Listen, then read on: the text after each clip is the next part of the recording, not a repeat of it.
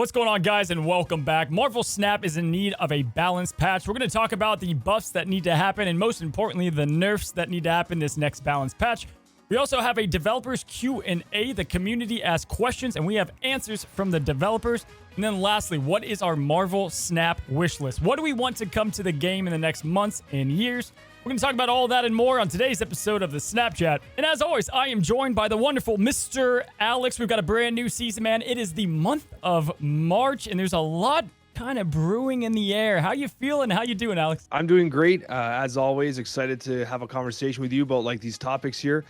It's a great time. I mean, we got a brand new season pass. A lot of cards to unlock. Amazing variants, by the way, Cozy. Like, how good are these variants in the season pass? Oh, yeah. Card backs are absolutely fire. And we're actually going to talk about that kind of stuff on my side as well as Leech and the rank and location changes. Cozy, we got a whole slate of topics. It feels like a storm is brewing, right? It's been kind of a slow couple of months. I mean, we had the friendly battles come by. We've had some obviously balance adjustments, but I feel like we're about to get smacked with a lot of different content, Alex. And honestly, obviously, it's always welcomed. We're going to talk about that on the wish list. But we're going to start today's episode. I feel like the community is kind of split in some decisions, and most of it is with balance, right? I mean, you've got people saying there are nerf chasers, and we complain about every card. The other ones are saying that these cards are terrible, and it is easy to see both sides, but I think it's definitely important to start our subject there. So to start with the cards, buffs, and nerfs, Alex, kick us off. What's the opening kind of conversation you want to have? I think the opening conversation is definitely that, like, Cozy, I think that, like, balancing a card game has got to be incredibly difficult. Yeah. I'm not a game developer. We're not game devs. And this is a very complex beast. Like, no individual card exists in a vacuum. Like, they just don't.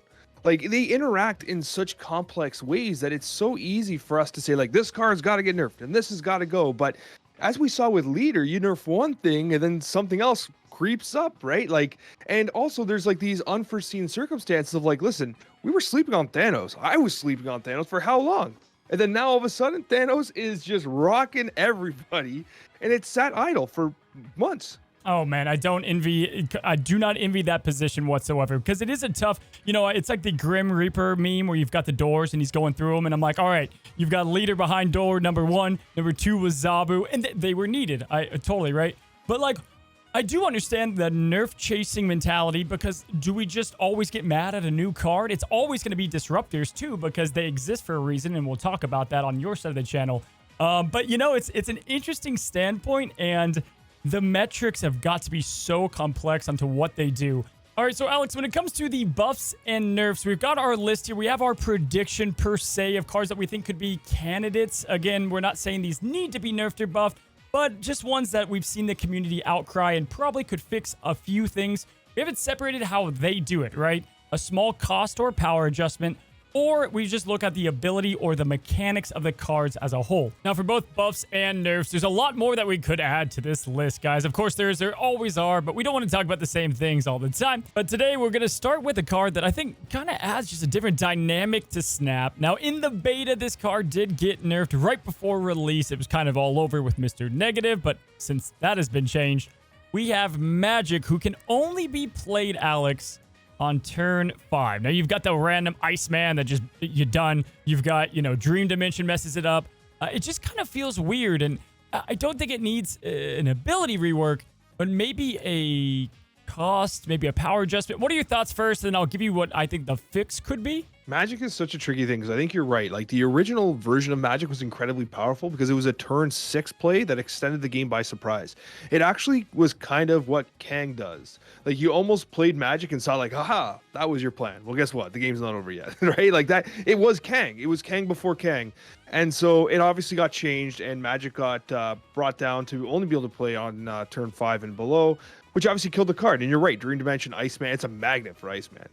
I wonder if does it need just more power? I don't know if the ability needs to be completely worked. I'm not sure what to do with Magic, because it is an incredibly difficult card to balance, because its effect is like, it's pretty crazy. And it does have the drawback of like getting reality stoned and like, surprise, there's no turn 7, right? So Yep. There's counterplay. It's a cool card. I like it, but I'm not sure what to think of it, because like, I don't think giving it more power, like making it a 5/4, sorry, solves the problem.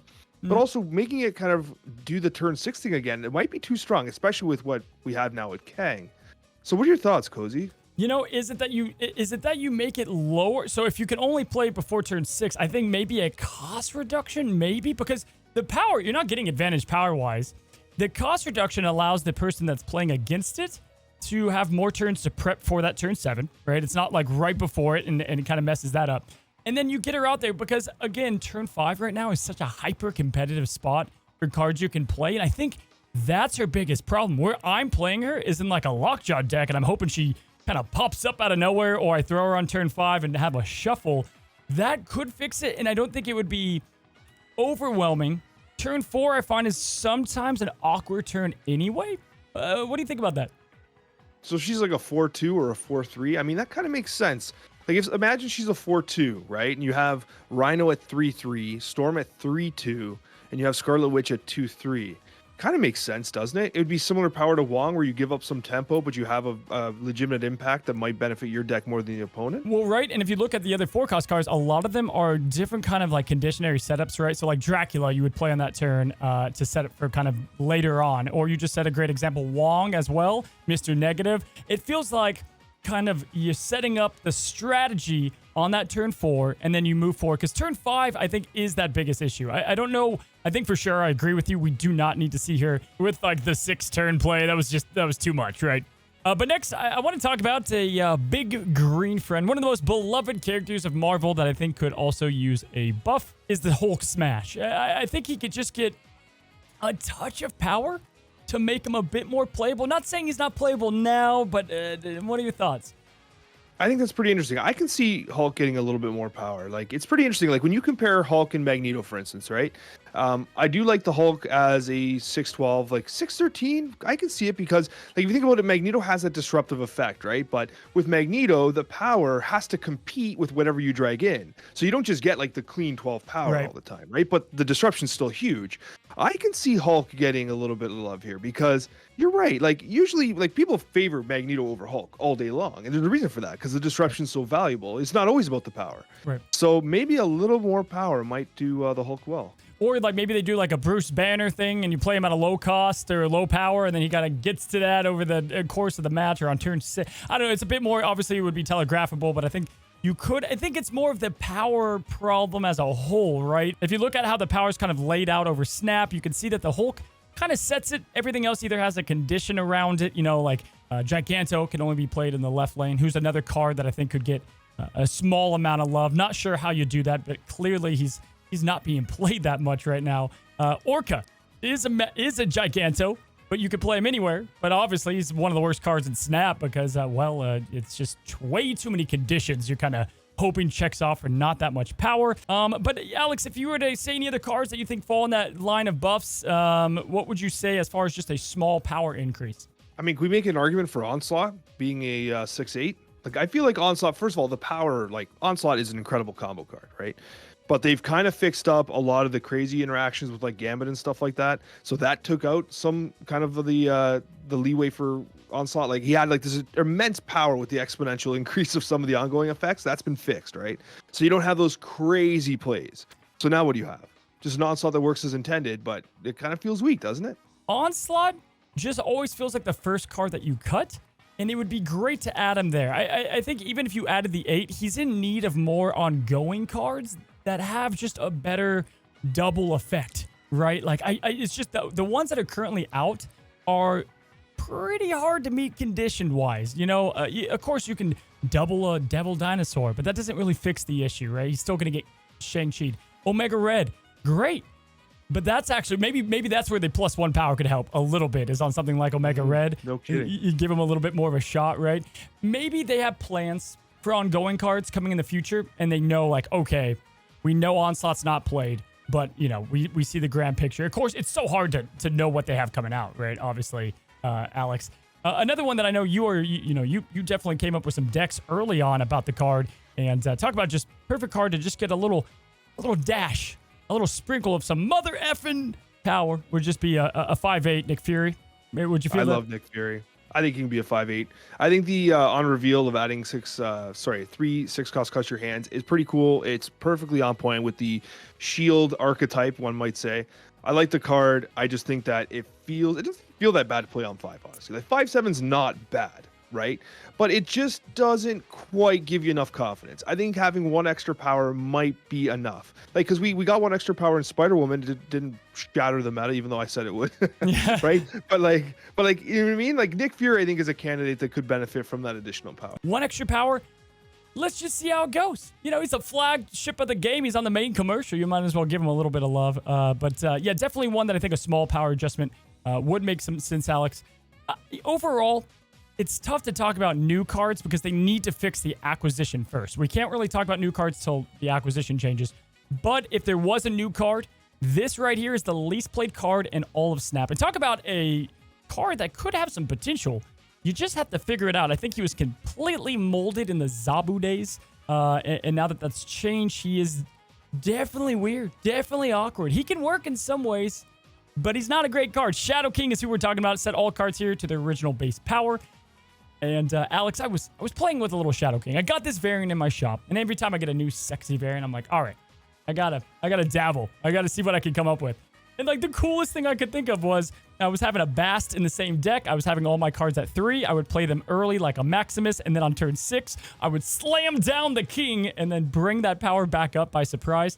But that's so niche. Like, do you think a 4/4 lower his cost? What could they do with something like this? It could be, I mean, it's a crazy tech card. It's a really interesting tech card. I think it had potential to be really, really awesome. I think you're right that because it was a pool 5 card during the like heyday of Zabu, it probably got slept on, right? Like I think that if it was more accessible during the Zabu heyday, then you would have seen more experimentation with it. I think it's a card that's not seeing play because no one's spending tokens on it. Like no one in their right mind would, except you apparently. And at the end of the day, like, what if it just did it to the opponent's side? Because you kind of have this is kind of a Valkyrie effect. Almost, not quite. Obviously, Valkyrie is different. But what if this just impacted your opponent's side? Is that too OP? Well, You know what I mean? It's interesting because like times like you don't want it to because of things like the new Quantum Realm, Hazmat. You can bring your cards back up. But I get what you're saying. It would be nice to kind of have it be more consistent. And how many people are actually using it in the right way of doing something cheeky like that? Nobody, guys. Nobody's playing this card. And it's funny that we can't even waste our time on it too much because nobody has the card. So it is at a weird place. But talk about just if you're looking at metrics, Alex, this is got to be towards the top of the list. And there's definitely more. We've talked about Angel. We've talked about Hawkeye. You know, we've talked Crystal is clear as day one that nobody plays. But to wrap up the list, we've got the ability change, and these are always so tough to come up with. I don't even think we have an answer, but talk to me about Electra. I know you put her up here, and I'll kind of kick from her, and then we'll shift to Sunspot and get to the nerfs. Now, the reason why I bring up Electra is because it's a card that like I actually really like. I have often found myself wanting to include Electra over and over again because the amount of sunspots we see, and you know, sometimes Killmonger doesn't quite fit in the list at 3 cost. So Electra becomes like this turn 6 play where you can like play Electra in conjunction with like a Devil Dinosaur turn 6, wipe out their 7 power sunspot, and that's like an 8-point swing, right? It's huge, and I think that's probably why the balance of Electra is difficult because it can have these late game swings, but it's kind of a card that you obviously can't play on turn 1. Like even if you have initiative, like what do you do, right? Like Yeah, right. You can't play it on turn 1, so you hold it. So I kind of wonder about Electra sometimes, and if just being a 1/2 would be enough to just allow her to be in more decks where like you can play her on turn 4 in conjunction with like a bishop, or you know what I mean, like just get her in the mid game. Yep. Where perhaps she can still have an impact, but she doesn't feel like a dead card otherwise. Yeah, you know, it's kind of interesting with the release of Kitty Hawk coming out, who is a 1-cost card that will probably rival Sunspot as far as just usability. Now, we don't know if she'll be included with the way they want to introduce new cards. She could be locked for a long time. But I think it does bring up the fact of just 1 cost in general is a very complex cost at the moment and is kind of getting dominated by one type of card. Clearly, seeing Sunspot, I think, is in over about 60% of games, which is just astronomical. I mean, that's definitely a stat line that I don't need to be a developer to know that it's probably too much, right? And so, you know, we might as well go into the nerf side of it. I do have Sunspot as a candidate, and I know it's tough because he's one that I think is a bit more tricky. I don't think you touch the ability of what he does, but I do think a 1/0, kind of the Angela treatment, just give him a little bit of a tougher time, might be what they need to do to just bring more competition in the 1-cost area. They did it with Angela and Mysterio, and I would say successfully, Alex. 2 cost is pretty competitive for the most part in what you play. I actually wonder what the average ending power of a sunspot is. Like, I've never thought about it until you just said it. Like, if I were to tell you that the average sunspot ends a game at 1-5, would you be surprised? You know, that's actually a good question, man. I feel like maybe a 1-5 or like a 1-6, like outside of a Shang-Chi range. Not exactly. I mean, you get the high sunspots, but probably an average of 1-5 or 1-6. But like 1-5, seriously, like that's okay. You're right. I think this is like a definite nerf candidate. Yeah, I mean, it's a tough one, right? Sunspot is a tricky one at that. But speaking of nerfs, now we don't have a couple on this list, but these are the main offenders. Obviously, Arrow's not here, and she could be talked about in some other ones.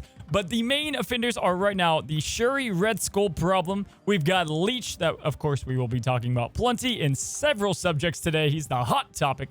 Time Stone and Space Stone, really just Thanos. Is it Lockjaw? Is it Quinjet? But let's go ahead and start off with the power problem per se, and that is Shuri. Now, Thanos, I think there are ways to fix the way that it works with the stones, and we're going to break that down. But with Shuri, I think it really starts with Red Skull. He's a 15. His drawback is not that much, Alex. There are things to get rid of that drawback very easily. He's what and I get the ongoing effect. I get the interaction of it. He's unique, and I think right now he's obviously something that clearly enables Shuri a ton and probably presents some of the power problems we're finding. What are your opinions on Red Skull as a nerf candidate? Red Skull's absolutely tricky, and you're right. And remember, we're just in the early stages of Sauron as well, because Sauron's going to drop to pool 4, eventually be pool 3, and then all of a sudden, Red Skull is going to be even more prevalent, right? So we're not really dealing with Sauron right now, but you're right. Like, even with Shuri, like, this ongoing means nothing. Like, you don't have to zero this. You know what I mean? Like, you really don't have to zero this. And, like, before Shuri, I think you did. But now, who cares? Like, who cares? 30 power is going to trump 8 power given to the opponent's side every time. And it's not even just the third. It's the fact that you can Taskmaster that so easily is what's so crazy. Making Taskmaster officially, essentially a 530 or 515 with no drawback, right? Which is also just kind of crazy. One thing I'll mention as well as a nerf candidate and kind of topic with this discussion is Taskmaster. Why is Taskmaster pulling power out of the graveyard? Why is that happening? Why is a destroyed card that's been Shang-Chi'd getting Taskmastered? That is nonsense. I don't care what anyone says. You want to nerf Shuri? Nerf that. That might fix it. You Shang-Chi Red Skull, it's a 30 power in the graveyard and Taskmaster's like LOL and just comes in anyway? Come on. That whole deck archetype gets weaker with that change. You don't even have to touch Red Skull, possibly. You change that about Taskmaster, and perhaps you change everything. Interesting. I can't think of anything else that goes off the graveyard off the top of my head like that. So I do like that a lot. And again, guys, we're not saying these have to be nerfed. These are the ones that we've seen kind of outspoken the most. Let's go now and talk about the stones. When it comes to the stone, Alex, Space Stone and the Time Stone. Those are the ones that I'm seeing the most complaints about. Outside of Leech, the Time Stone feels like a good card. I think it's not the worst card. The Space Stone, I would be sad about nerfing in some ways, because finally Move gets something that they can enable with. But I'm seeing people say they want it to kind of work like Cloak, which you can move cards to the location instead of out. That could be a fix. What are your thoughts here with the stones? Yeah, I like that Cloak idea, because the idea with the Space Stone that makes it so incredibly powerful is that even though it's not on the board, you're able to cycle something out of the Lockjaw location, which happens before any on reveals. So even if I have initiative and I'm against the Thanos deck, and I drop a Shang-Chi to hit their Thanos that just got pulled out of Lockjaw, the Space Stone allows the Thanos to move prior to the resolution of my card. Yes. And so like it's that like dodgeball effect that makes it extremely hard to hit. And I really like the idea of the cloak effect. However, I thought the original flavor was cool too. The idea was like a reverse cloak. You can move it out of there. It's just with the Lockjaw, it's too powerful. Like you pull these massive cards and you get a free kind of like get out of jail free card from Shang-Chi because it just moves. What's funny though, Alex, is like this, I made this graphic pretty much the day Thanos came out. I think it was the day after. And I gave Space and Time an S tier ranking, right? Because even then you could tell the effects and the power behind it. However, it's when you combined it now and we've kind of crafted this Lockjaw terrifying deck, but I do think it's going to take some time. I don't think we're going to see a fix right away. Maybe they fix Thanos and the Quinjet and making it 0. We'll have to see. Now, Alex, going to our next subject, we have developer question and answer. It's the first time here on the Snapchat. What I did is I went to the Discord and I found the top questions asked from the community, and then we have the answers from the developers. A lot of cool stuff here and what could come out and why they're doing certain things, such as their balance patches, their thoughts on Leech from the head guy of balance. A lot of great stuff to break down here. So we're going to go ahead and we will have a developer on the Snapchat in the future. This is definitely something that we've had lined up and we're ready to rock and roll. Our first question asked from the community was, do you have plans to patch more outside of just once a month? And their response, they had kind of two. First of all, that they're working on some new technologies to allow us to balance more frequently if required, and they can hopefully stop kind of like out of control metas, which I thought they already touched on a bit with the not needing a patch. But the other answer that they had for this essentially was that they're weighing a few things, including how much is too much when it comes to changing the games for players trying to adapt. And in general, people that are more casual, if they come back and they play the Hulk and he's changed, is that a bad experience? And I think that's an interesting take and an interesting thought process. What do you think, Alex? Yeah, and I think there's the other thing to be said that giving players an opportunity to figure out the meta too, I think is important. Like having everything just solved all the time, I don't think actually helps anybody. Like if Thanos is running wild, like let's say Thanos starts running wild for a week, we shouldn't be begging for the nerf the next week. Start running Killmonger. Start running cards that you think are going to solve that problem. Like we're in a situation right now where I think the major problem is that the Shuri style and the Thanos style decks, which are so prevalent, it's hard to answer both because they have completely different board states, right? Yeah. Like you have one that zoos and one that just smacks two locations with extreme power. And neither one really cares about the other in a vacuum because you can't counter both. You're trying to do too much. You can either counter Shuri or you could counter Thanos. Countering both feels very difficult. You're giving somewhere, right? And so like, I think that allowing players to have the agency to actually try to solve the meta themselves without having the numbers have to get adjusted all the time is good. Because just like we talked about before, how Thanos sat silent for months until realistically it kind of really stormed into the meta. I mean, maybe we just have not realized what the solution actually is. Maybe it's sitting in front of us the whole time. Maybe it's Shadow King, it's just no one has it, right? Yep. It's not Shadow King, but you know what I mean. Absolutely, man. I get the point there. Definitely just like give a little bit more time. Don't have like gut reactions no matter how frustrating it might be. But I understand somewhat both sides. We do have another question, guys. And the next one is rolling back old nerfs. So essentially things like Angela, other cards in the past that did get nerfed. In the meta today, if they needed to be buffed, will you still buff them? We haven't seen it yet. And I actually touched on the Destroyer. I think that's one that could easily go back to its original state. At the time, it was just dominating on the ongoing, Spectrum list. Now it's a bit more tame. And they said, we especially monitor all the cards for balance improvements, agnostic of whether they've been previously adjusted. So they don't look at previous adjustments.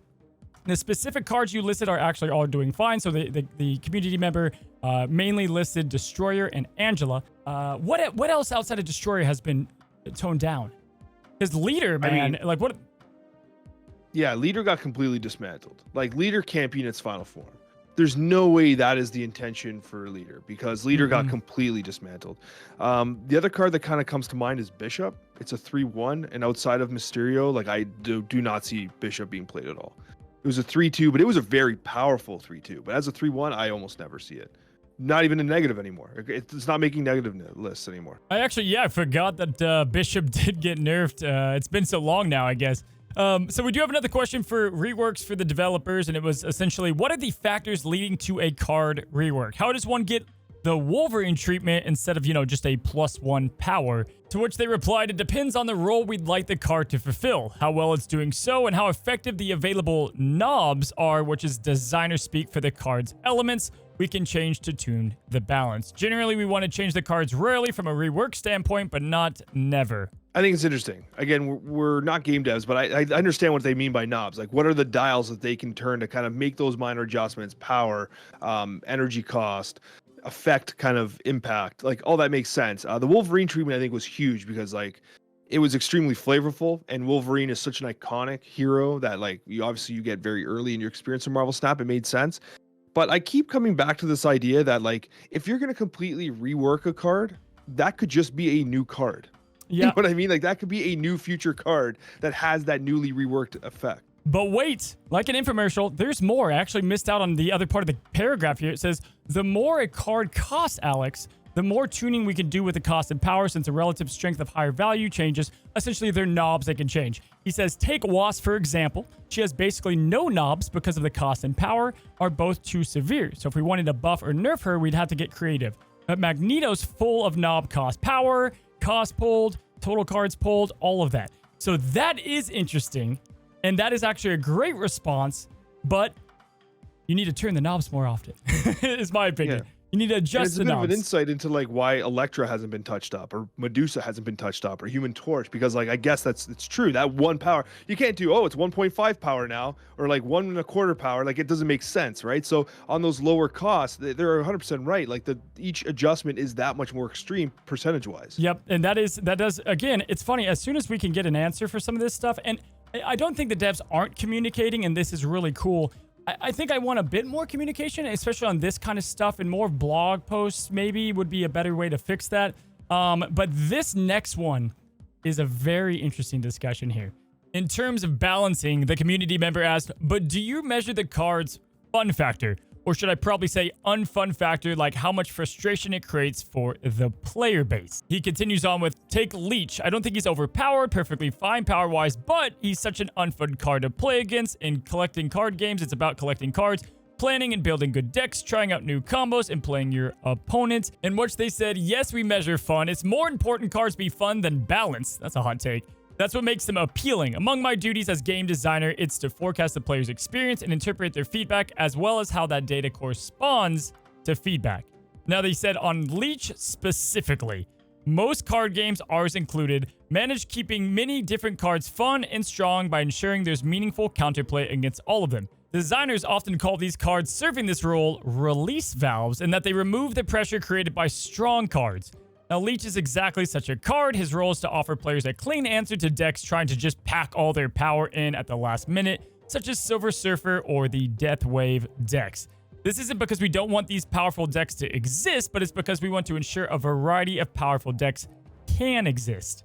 And then they finish up with, release valves, especially ones that restrict players, become more problematic when dominant decks include them as wide-ranging protection. We don't want Leech or other valves to be our most played cards for their cost, but it is important for them to exist and be good at their jobs, which is a careful balance to manage. Wow. That right there is why on the title down there it says a necessary evil. And it is a great subject. And I thought that was actually a pretty solid response because it gives us a peek into what they're thinking, I think. Yeah, it makes perfect sense, right? Like it's something that has to exist to prevent kind of the complete onslaught of these turn 6 wombo combos. I totally understand. It's fascinating to think about that fun factor, because when we talk about cards, like something like Galactus is very fun to play, not fun to have played against, right? Leech isn't even fun to play. Like, you don't even see the effect. Nobody feels good playing Leech. Nobody. Yeah, no one. Like, there's nothing about Leech that ever feels good. Yeah, I totally understand that. I totally understand where they're coming from, and I'm glad they're keeping an eye on that fun factor, because I think at the end of the day, it's the most important thing. What are we playing a card game for? To have fun. But he said it correctly, that those counterplay cards will always be the ones in question. Like, Leader was this exact thing. And he was the exact thing, right? And then he was being used too much in top index.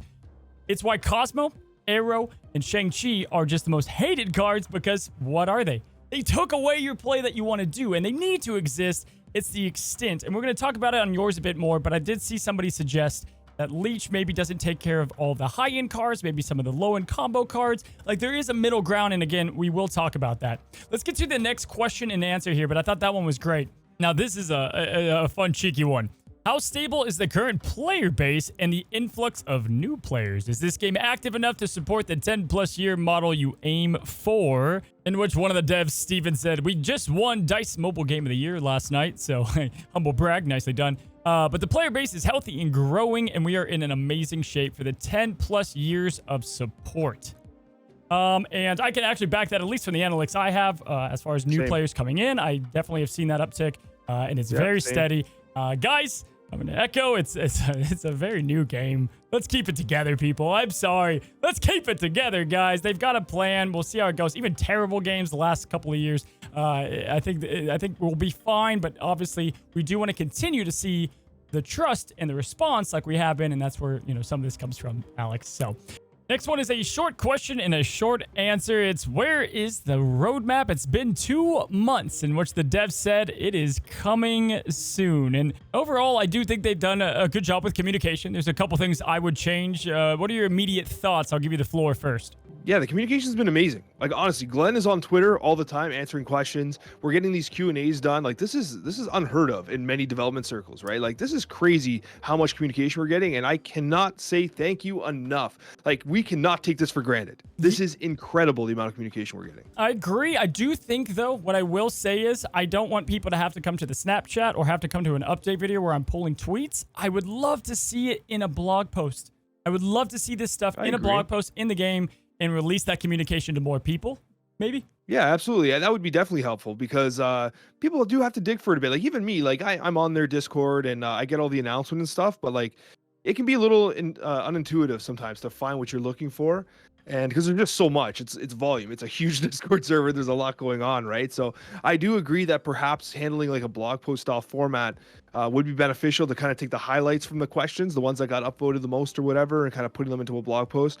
I think that's a great idea, Cozy, and I think it would really help put a lot of the questions a lot of people have at ease, because there's, I mean, let's be honest, there's a lot of people that aren't on the Discord. There's a lot of people who aren't on Twitter. There's a lot of people who don't listen to the Snapchat. How dare you? But anyways, the idea is that like there are people that aren't getting this information and they're just sitting there wondering like, is this ever going to get better? Putting it in the game client, putting it in the news section. I've been seeing like podcasts in there and stuff too, like from like, I think Marvel officially, like throwing that in there, I think is good. You want to assume the player doesn't watch YouTube, doesn't go to Discord. You want to assume that they're playing it on the toilet and they want to, whatever, right? They want to just update it and they're just a casual player. I think that would answer a lot of the communication questions as a whole. Our Marvel Snap wish list. Let's talk about our biggest wish list items, things that we want to see. I want to know what you guys want to see. It's important.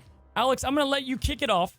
What is a huge thing that you would like to see from Marvel Snap, the game and the devs and everything? There are 3 major things I want to see. So I'll start with one. Okay. And I've talked about it before.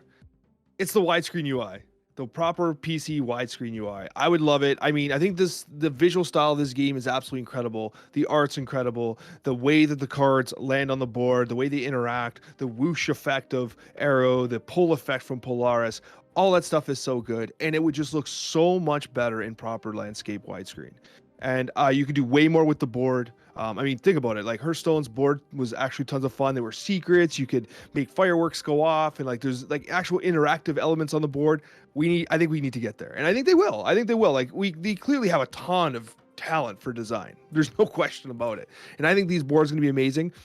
Could the boards be season pass rewards? Of course, I'm running ahead, but I think a proper widescreen UI has got to be on the top of my list. Yeah, just visuals with that, right? Like the UI way up there. But as you said, I think art is what they do some of the best.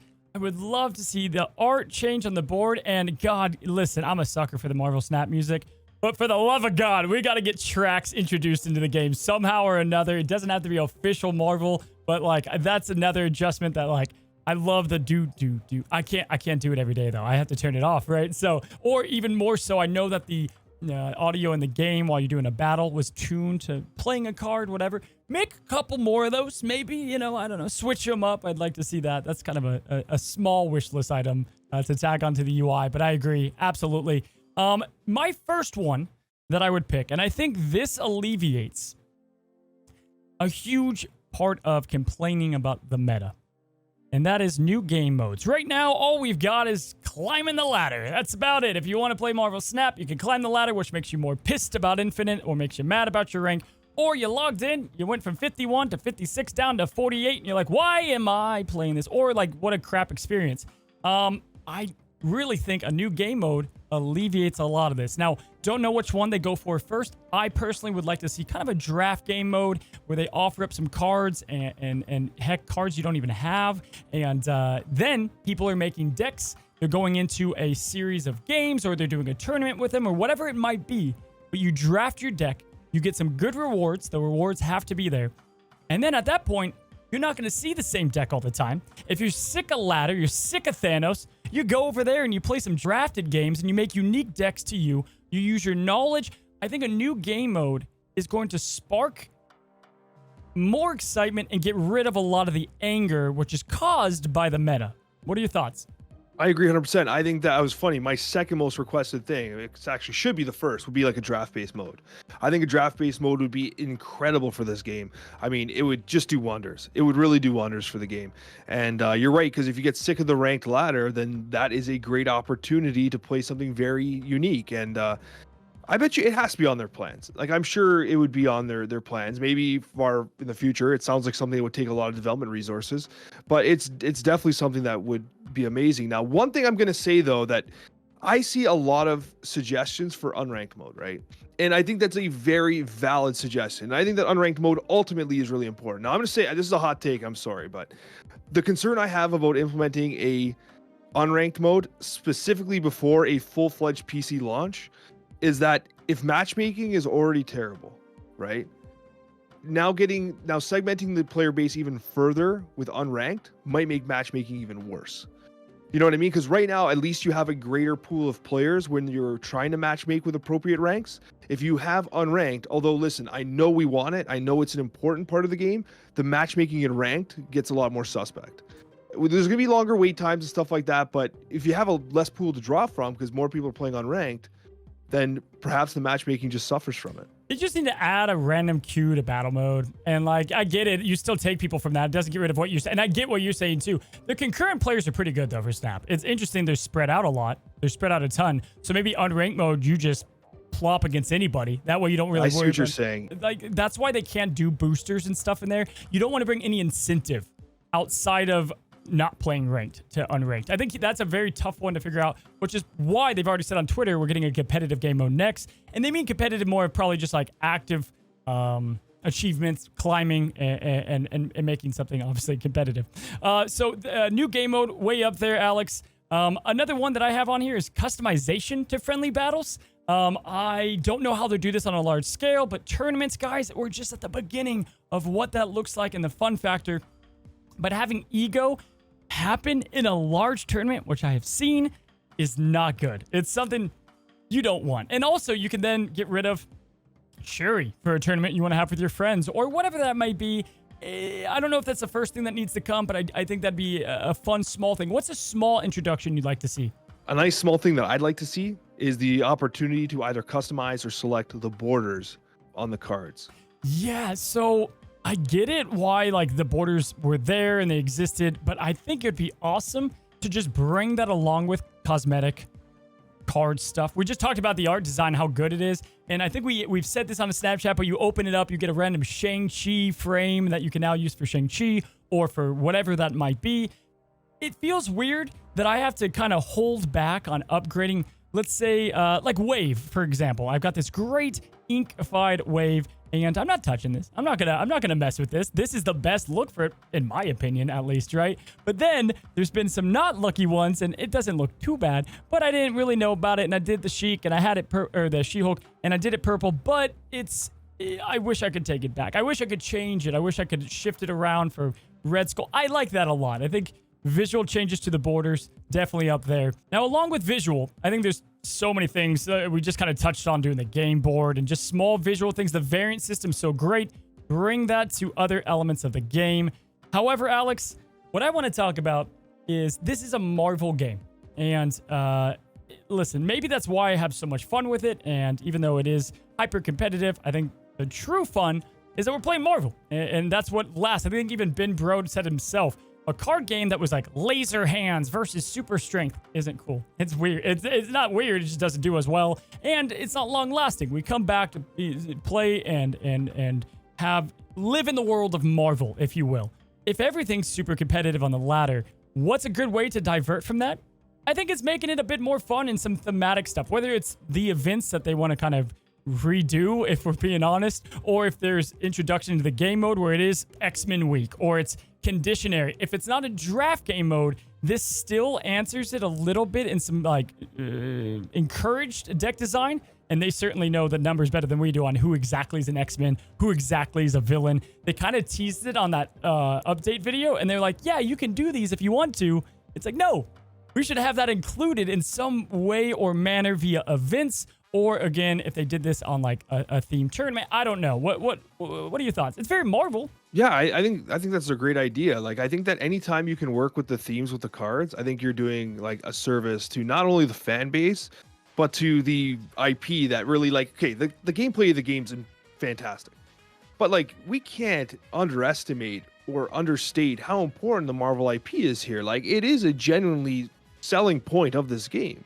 Like I was never a Marvel fan. Like I casually watched the Marvel stuff, but this game has me in Marvel. Like it is that impactful, and I think you're right. I think that's a really cool idea.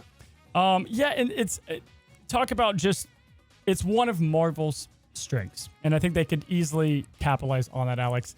Let's talk about new cards, Alex. New cards coming into the game. Card acquisition we've talked about, but new cards specifically. Do you think there's enough coming? Do you want more into the game? How do they bring those into the game? What are your opinions on just new cards in general? I think that there's probably enough coming right now, and if you can fix the acquisition of them, then I think the problem starts to correct itself. I think adding more cards in the current state of acquisition doesn't help anything because no one can play them anyways. Yep. So to add all that added development time and to like, ruin hype by just over-releasing all your cool cards at once, I think it's probably not ideal. I think correcting the acquisition model first to allow those cards to have a greater impact on hype, excitement, and playability, I think is the first step. Yep, absolutely. Well, guys, that is going to be our Marvel Snap wish list. We want new game modes. We want some customization. And obviously, we want to see more balance, more roadmap updates, and a lot more to come. Excited to see where the future of Snap goes. And hopefully, you guys enjoyed today's episode of the Snapchat. We've got 3 other subjects we're talking about on Alex's side. That includes Nimrod, the rank and location changes to hot and featured locations, and then Leech. We're going to dive into the full discussion.